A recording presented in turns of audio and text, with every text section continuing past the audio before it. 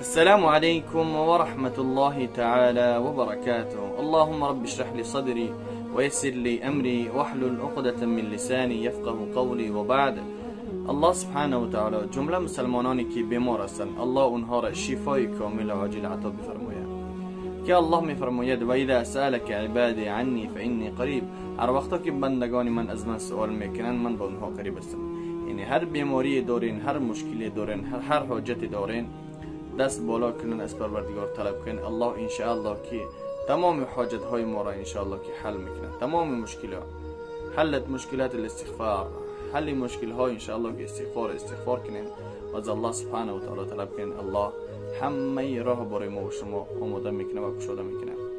ادریسا برای جا و مکان ما بسیاری برادرها در کامنتری می نویسن که چخیل پیدا کنیم رقم هاتون. رقم ها در روی اکران میبینین.